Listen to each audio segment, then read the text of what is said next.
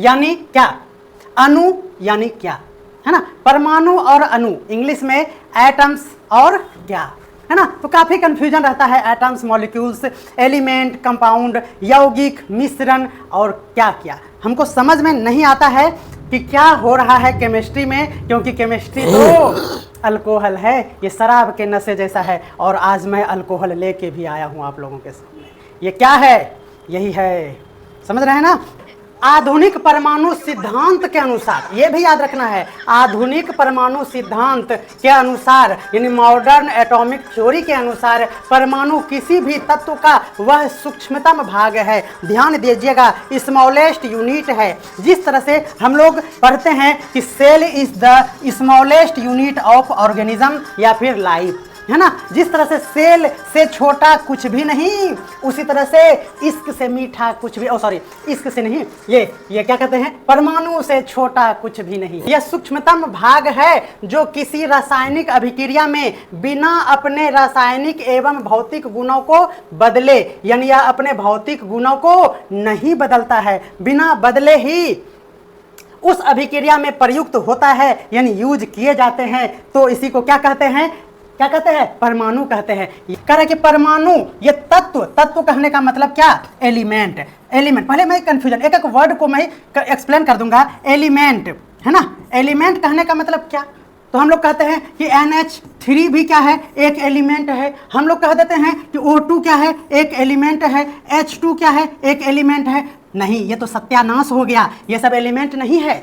Element यानी तत्व, तत्व कहने का मतलब Na, है ना, तत्व कहने का मतलब Fe, तत्व कहने का मतलब C, नो कि CO2 लगा देंगे, है ना। O मतलब एलिमेंट और O2 तो कंपाउंड है, ये यौगिक है, ये एलिमेंट नहीं है, ठीक है ना। यानी पीरियोडिक टेबल जो आप मार्केट से खरीद सकते हैं 10 से 15 रुपया में मिलेगा। गूगल पे पीरियोडिक टेबल कहीं देखेंगे, उसमें 118 एलिमेंट है। ये 118 एलिमेंट का अरेंजमेंट, लास्ट में कुछ एलिमेंट का कुछ भी आता पता नहीं है, तो आप जानते हैं ये हमारा तत्व है। हिंदी में तत्व और इंग्लिश में एलिमेंट, यानी ABCD है केमिस्ट्री का। क्या है, तत्व, कोई कंफ्यूजन नहीं है। परमाणु क्या है, तो परमाणु सबसे सूक्ष्मतम इकाई है, यानी जहां से स्टार्ट होता है किसका, केमिस्ट्री का पूरा कॉन्सेप्ट। जिस तरह से बायोलॉजी का पूरा ऑर्गेनिज्म का जो लाइफ स्टार्ट होता है वो सेल से होता है, उसी तरह से परमाणु से ये हमारा स्टार्ट हो जाता है हमारा केमिस्ट्री का अध्ययन।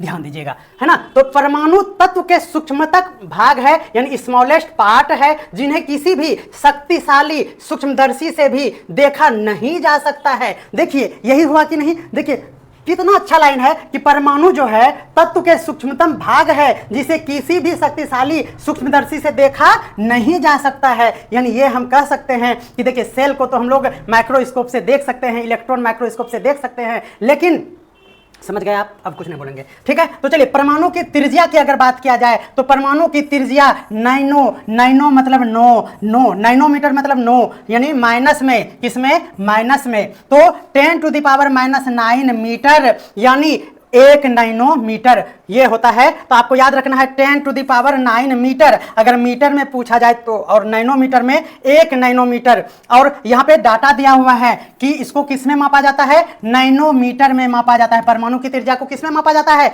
जल्दी से आप कमेंट कीजिए, नैनोमीटर में मापा जाता है। और 1 नैनोमीटर का वैल्यू कितना होता है, 10⁻⁻9 मीटर, है ना। तो याद रखना है। और 1 मीटर बराबर अगर आपको पूछ दिया जाए तो आप याद रखेगा 10⁹ क्या हो जाएगा, नैनोमीटर। ये डाटा उतना इंपॉर्टेंट नहीं है, आप बिल्कुल भी चिंता नहीं कीजिए, ये हमारे PDF का पार्ट है।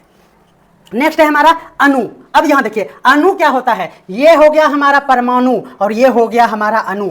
किसी अणु का निर्माण 2 या 2 से अधिक परमाणु के बीच रासायनिक बंध उत्पन्न होने के कारण होता है। यानी ये कह सकते हैं, जिस तरह से हम लोग कहते हैं कि ग्रुप ऑफ सेल, जी हाँ, group of cell is called tissue, क्या है, टिश्यू है। उसी तरह से हम लोग कह सकते हैं कि ग्रुप ऑफ क्या, परमाणु यानी atom, group of atom is called क्या, मॉलिक्यूल्स। क्या कहेंगे, मॉलिक्यूल्स। तो अणु का मतलब समझ में आ गया होगा आपको कि अणु जो है उसका निर्माण दो या दो से अधिक परमाणुओं के बीच रासायनिक बंध उत्पन्न होने के कारण होता है। तो आपको क्वेश्चन में पूछा जाएगा कि इनमें से कौन रासायनिक बंध से उत्पन्न किए जा सकते हैं, तो आपका आंसर होगा अणु, ना कि परमाणु। तो यह बात आप समझ चुके होंगे। ओके, चलिए नेक्स्ट देखते हैं। नेक्स्ट क्या कह रहा है, अणु जो है वो अणु तत्वों को छोड़कर, यानी एलिमेंट की बात तो नहीं ना करेंगे, तत्व मतलब एलिमेंट, तो अणु जो है तत्वों को छोड़कर किसी भी पदार्थ का वह सूक्ष्मतम इकाई है। अणु का डेफिनेशन आ गया अब, है ना, जो स्वतंत्र रूप से रह सकता है, यानी यह फ्री स्टेट में रहता है और यह उस पदार्थ के सारे गुणधर्मों को प्रदर्शित करता है। और इसका एग्जाम्पल है हमारा जैसे H2O में जल के संपूर्ण गुणधर्म को प्रदर्शित करता है, और यह है हमारा एग्जाम्पल। देखिए, किसी भी अणु का निर्माण एक ही तरह के परमाणु या भिन्न भिन्न तरह के परमाणुओं से होता है, ये याद रखना है। सही बात है, अणु जो है ना उसका निर्माण एक ही तरह का सिमिलर टाइप का एटम से भी होगा या फिर डिफरेंट टाइप के भी एटम से उसका निर्माण होगा। अणु का इंग्लिश मॉलिक्यूल्स होता है, आपको ध्यान रखना है, और परमाणु का इंग्लिश एटम होता है। आपको कोई कंफ्यूजन ना हो, आप याद रखिए, पहले क्या, एटम, ध्यान देना है, पहले इंग्लिश में एटम और दूसरा इंग्लिश इसका होगा मॉलिक्यूल्स, है ना। और अगर हिंदी में बात किया जाए तो पहले परमाणु, ध्यान देना है, पहले परमाणु और उसके बाद अणु, ये आपको ध्यान रखना है। ये हिंदी वाले के लिए तो समझ में आ रहा है। नेक्स्ट देखते हैं। अब हमारा है एटम्स और मॉलिक्यूल्स में डिफरेंस, यही है हमारा टर्निंग पॉइंट। अब यहां से ट्विस्ट स्टार्ट होगा और काफी अच्छा कलेक्शन आपको मिलेगा, ध्यान से देखिएगा। कह रहा है अणु किसी पदार्थ का वह सूक्ष्मतम कण है। ध्यान दीजिएगा, अब अणु और परमाणु में कोई कंफ्यूजन नहीं है। अणु जो है वह परमाणु का सूक्ष्मतम कण है, तो परमाणु भी सूक्ष्मतम कण है, कोई दिक्कत नहीं है। लेकिन अंतर दोनों में क्या है, तो देखिए, अणु जो है ना वह स्वतंत्र अवस्था में रहता है। नोट किया जाए, आप डायरी में जल्दी से नोट कीजिए। अणु जो है वह स्वतंत्र अवस्था में रहता है, यानी रह सकता है, जबकि परमाणु जो है वह स्वतंत्र अवस्था में नहीं रह सकता है, योर ऑनर। तो नोट किया जाए, पहला पॉइंट ये इंपॉर्टेंट था। ठीक है, आगे देखते हैं। सेकेंड नंबर पॉइंट है, अणु जो है परमाणुओं से मिलकर बना होता है। अणु जो है वह सेकेंड नंबर पे आता है, पहले पो फिर ओ, तो सही बात है, पो से बनेगा ओ, समझ में आ रहा है ना। तो ये अणु जो है वह परमाणु से मिलकर बनेगा। अब परमाणु क्या है, तो परमाणु आप जान गए कि वह सबसे छोटा है, लेकिन उसमें भी इलेक्ट्रॉन, प्रोटॉन और न्यूट्रॉन होता है। आप समझ पा रहे हैं ना, जिस तरह से सेल में भी क्या क्या होता है, सेल में होता है सेल वॉल, साइटोप्लाज्म, न्यूक्लियस, है ना, और भी बहुत कुछ, है ना। तो उसी तरह से ये सबसे छोटा तो है, लेकिन उसमें इलेक्ट्रॉन, प्रोटॉन और न्यूट्रॉन मिलते हैं, यानी मिलकर बनता है परमाणु। तो ये बात समझ में आ गया, कोई दिक्कत है। अणु से मिलकर अणु बनने के लिए परमाणु का यूज हुआ, और परमाणु सबसे छोटा है, फिर भी इसमें इलेक्ट्रॉन, प्रोटॉन और न्यूट्रॉन होते हैं, यानी उससे मिलकर बने होते हैं। नेक्स्ट देखते हैं।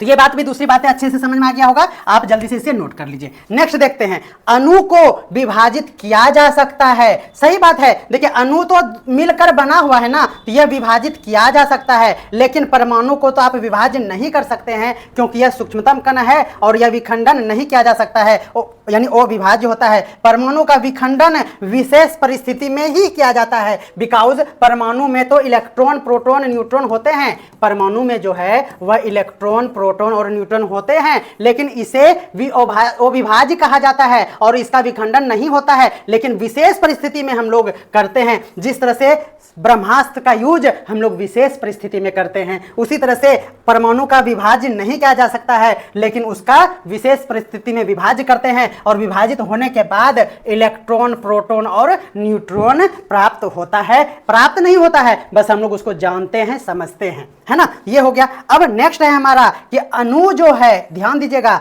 अणु मतलब मॉलिक्यूल्स, देखिए रासायनिक क्रिया में भाग नहीं लेता है। ध्यान दीजिएगा, मॉलिक्यूल्स जो है वह रासायनिक क्रिया में भाग नहीं लेता है, जबकि परमाणु जो है वह रासायनिक क्रिया में भाग लेता है। कोई दिक्कत है? चलिए तो समझ गए होंगे।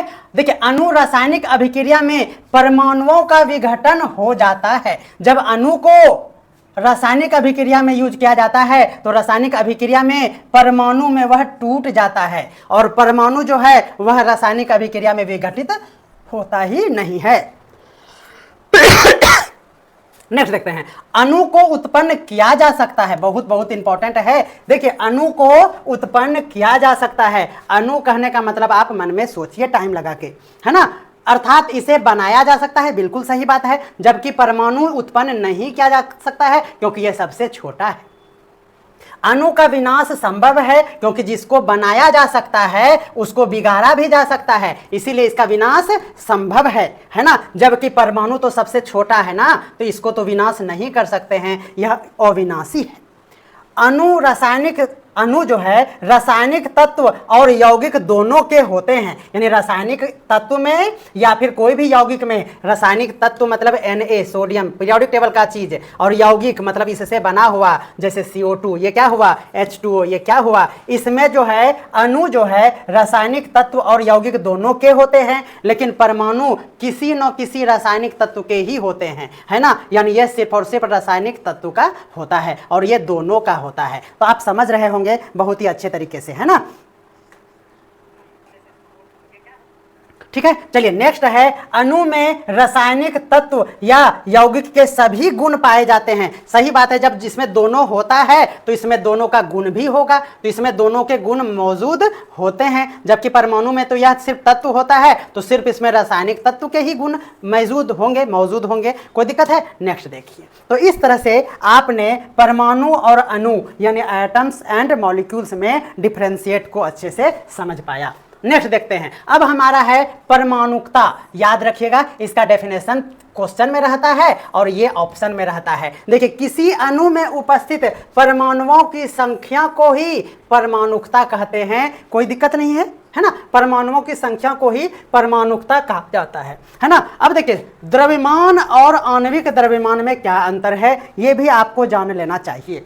देखिए, द्रव्यमान और आणविक द्रव्यमान में क्या अंतर है, तो देखिए, सूत्र द्रव्यमान यानी क्या हो गया, और आणविक द्रव्यमान में केवल यही अंतर है कि यहाँ पर हम उस पदार्थ का सूत्र इकाई द्रव्यमान का यूज करके बनाते हैं और जिसके संगठक आयन होते हैं। बहुत इंपॉर्टेंट है, यानी ये हुआ कि सूत्र इकाई द्रव्यमान का उपयोग करके जब बनाते हैं और उसका संगठन का आयन होता है, यानी उसका जो बनने वाला कंपोनेंट्स होते हैं वह किसका होता है, आयन होता है। तो ये भी अंतर आपको याद करना होगा। इसका कंप्लीट PDF आप लोगों को हमारे टेलीग्राम चैनल पे मिल जाएगा। आप टेलीग्राम चैनल डिस्क्रिप्शन में दिए हुए लिंक के थ्रू ज्वाइन करें, और आपको अगर PDF ओपन नहीं हो रहा है तो आप हमें स्क्रीनशॉट एक बार भेजें। मैंने कई बार कहा कि PDF में ओपन होने में दिक्कत हो रही है, तो आप हमें स्क्रीनशॉट भेजिए, नंबर आपको थंबनेल पे मिल जाएगा। नेक्स्ट देखते हैं, अब आयन के बारे में हम लोग जानते हैं। आयन क्या होते हैं, यानी आयन्स, इसको इस तरह से लिखते हैं ना।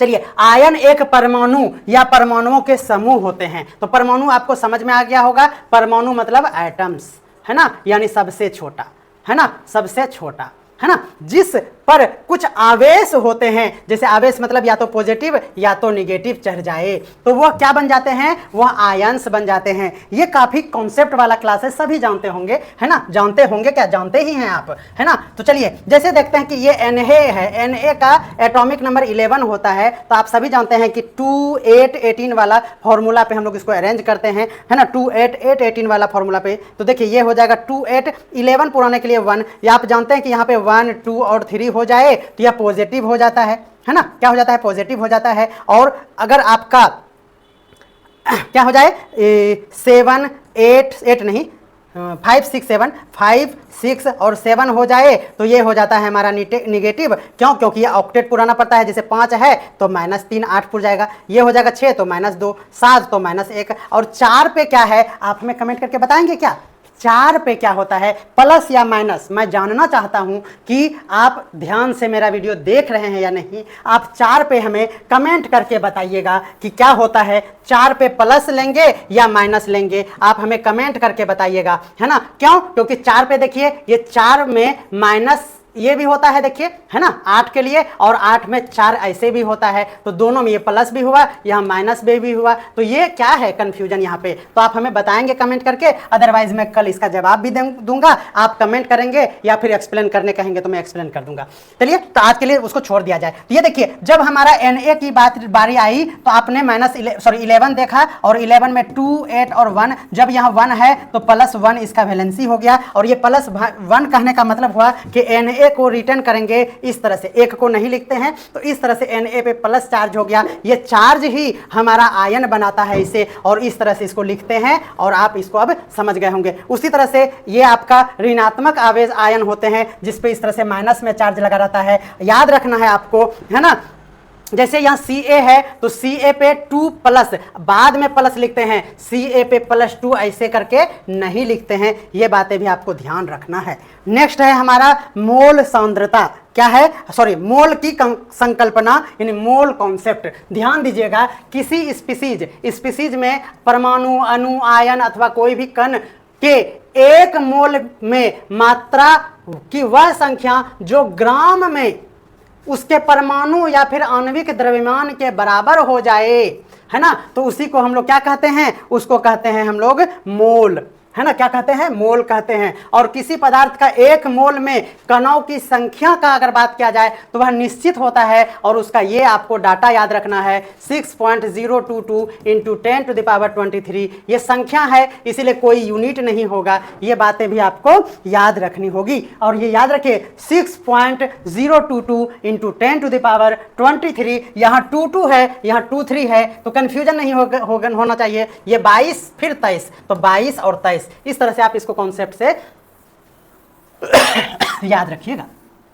नेक्स्ट है हमारा मोलर द्रव्यमान, क्या है नेक्स्ट, मोलर द्रव्यमान। मोलर द्रव्यमान किसी भी पदार्थ के 1 मोल कणों के द्रव्यमान के योग होते हैं, यानी ये हमारा था मोल और ये हमारा हो गया उसका द्रव्यमान, यानी मोलर द्रव्यमान मतलब मोल का द्रव्यमान, तो 1 मोल कणों का जो द्रव्यमान का पूरा योग होगा वही हमारा क्या कहलाएगा, मोलर द्रव्यमान कहलाएगा। अभी हम आप लोगों को ये बता रहे थे कि तत्व क्या है, तत्व मतलब एलिमेंट, और एलिमेंट मतलब जो आपको पीरियोडिक टेबल में देखने को मिलता है। तो पीरियोडिक टेबल में सिर्फ और सिर्फ एलिमेंट ही है और उसका सारा कैरेक्टर सब है, लेकिन एलिमेंट के बदले उसमें कंपाउंड नहीं है, उसमें कोई भी मिक्सचर नहीं है, उसमें और भी कुछ भी नहीं है, है ना, सॉल्यूशन नहीं है, क्या है, सिर्फ क्या है बोलिए, सिर्फ और सिर्फ एलिमेंट है ना। चलिए, तो एक ही प्रकार के परमाणु से मिलकर बने हुए पदार्थ को तत्व कहा जाता है। जी हाँ, एक ही परमाणु, परमाणु मतलब सबसे छोटा कण, है ना, से मिलकर बने हुए पदार्थ को क्या कहते हैं,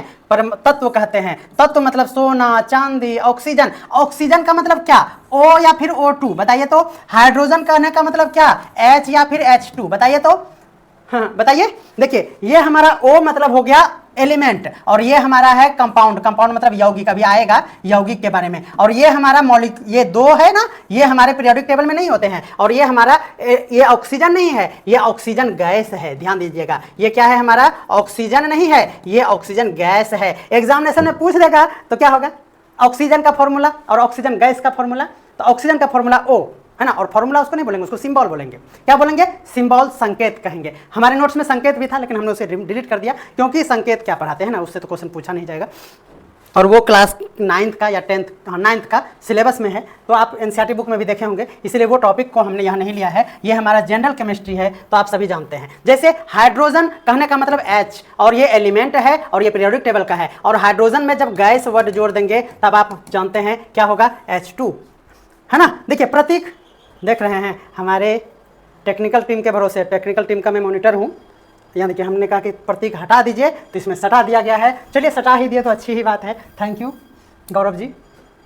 चलिए देखिए, प्रतीक यानी सिंबल, यही हुआ जो हमारा सोना, चांदी, ऑक्सीजन, हाइड्रोजन, ये जो आप पीरियोडिक टेबल देखते हैं ना, हे, ही, ली, बे, बक, नो, फीने, ना, मग, अलसिप, जानते हैं ना, हाँ, आलू बैगन इन गाजर नहीं, किसमें, इन थैला, है ना। तो चलिए ये सब याद करके क्या करेंगे, है ना, ये तो अंडर 10 का है, कम्पिटिटिव लेवल का है नहीं, आपके एग्जामिनेशन में भी नहीं पूछे जाते हैं।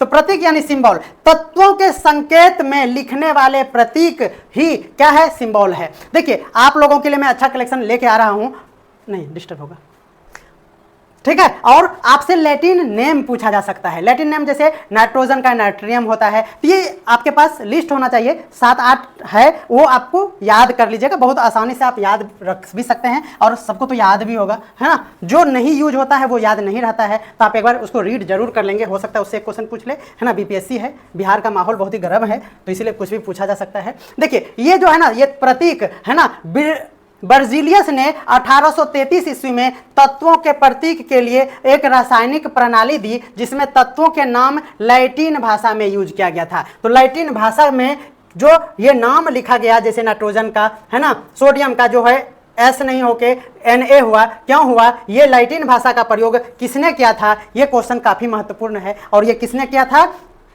तो बर्जीलियस, आपको नाम याद रखना है। इनको बहुत ही जीलियस होता था, जलन होता था, इसीलिए बर्जीलियस आपको याद रखिएगा, है ना। इसीलिए उन्होंने क्या किया, सीधा सीधा नहीं किया, लैटिन में रख दिया, जाओ अब तू वाट लगेगा। जैसे आयरन का आई नहीं किया, है ना, आयरन का क्या कर दिया, आप समझ रहे हैं, फेरस फेरिक में बदल के उसका वाट लगा दिया। क्यों? तो वो जीलियस आदमी थे, जीलियस मतलब बर्जीलियस, यानी उसका जलन खोरा आदमी था। चलिए नेक्स्ट देखते हैं हम लोग, देखते हैं यौगिक। यौगिक का इंग्लिश क्या होता है? कंपाउंड। क्या होता है बोलिए? कंपाउंड, है ना। जैसे CO2 क्या है? ये हमारा यौगिक है, यानी कंपाउंड है। 2 या 2 से अधिक एलिमेंट यानी तत्व मिल जाए, यानी ये पीरियोडिक टेबल का चीज, जब 2 या 2 से अधिक इस तरह से सट उठ के बैठ जाए और वो निश्चित अनुपात में होना चाहिए। ध्यान दीजिएगा, ये ऑप्शन में रहेगा ना तो गलती कर दीजिएगा। वो क्या होना चाहिए? निश्चित अनुपात में होने चाहिए। और अगर वो निश्चित अनुपात में है, यानी रूल रेगुलेशन को मानते हुए है, आप ऐसा नहीं है कि NH3 अगर है, NH3, तो आप अपने मन से NH50 लिख दीजिएगा, है ना, NH30 लिख दीजिएगा, तब ये NH30 जो केमिस्ट्री नहीं, आप रोड पे आ जाइएगा, यानी NH30 आपका रोड हो जाएगा। समझ में आया ना?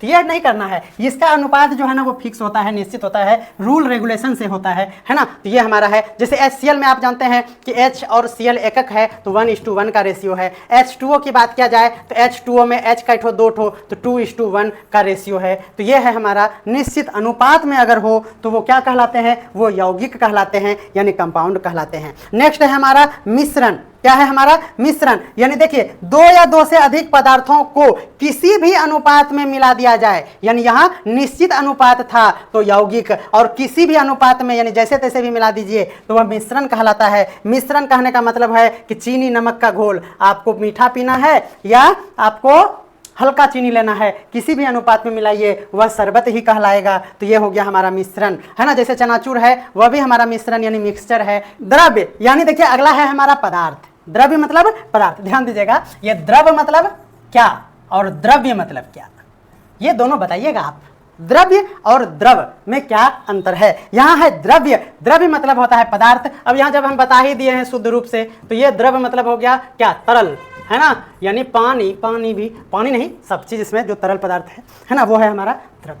तो इसीलिए बहुत दिक्कत है, ये टाइपिंग ही है। चलिए, कह रहा है कि इलेक्ट्रॉन। अब इलेक्ट्रॉन के बारे में जानते हैं। देखिए हम लोग जानेंगे इलेक्ट्रॉन, प्रोटॉन और न्यूट्रॉन के बारे में, और आज का क्लास हो जाएगा खत्म। तो इलेक्ट्रॉन, प्रोटॉन, न्यूट्रॉन के बारे में जो एग्जामिनेशन में बार बार पूछ लिए जाते हैं, उसको हम लोग जल्दी से देख लेते हैं। देखिएगा, ये देखिए, आपको अगर कोई कंफ्यूजन हो या फिर टाइपिंग मिस्टेक हो और मैं रिदम में आके कुछ गलत इस तरह से टिक कर दिया, तो आप प्लीज अपने ही, आप बहुत अच्छा जानते हैं हमसे, है ना, बस मैं तो आप लोगों को एक कलेक्शन दे रहा हूं, तो आप थोड़ा सा सुधार लीजिएगा। जैसे ये द्रव्यमान सब है ना, अब देखिए यहाँ इंटू लिखने में बहुत प्रॉब्लम होता है, तो कहीं माइनस प्लस छूट जाता है ये पावर ओवर देने में, तो थोड़ा सा इग्नोर कीजिएगा, है ना, छोटा भाई समझ के आप हमें माफ करते रहिएगा, ठीक है। तो चलिए इलेक्ट्रॉन की बात अगर करें तो कैथोड किरणों पर निर्माण करने वाला इलेक्ट्रॉन मतलब ऋणावेशित कणों को ही इलेक्ट्रॉन कहा जाता है। तो इलेक्ट्रॉन के लिए 2 पॉइंट आप नोट कर लीजिए डायरी में। पहला है कैथोड किरण, है ना, तो कैथोड किरणों का निर्माण करने की एबिलिटी जो है ना, वह इलेक्ट्रॉन में है। किसमें है? इलेक्ट्रॉन में है। और आप जानते ही हैं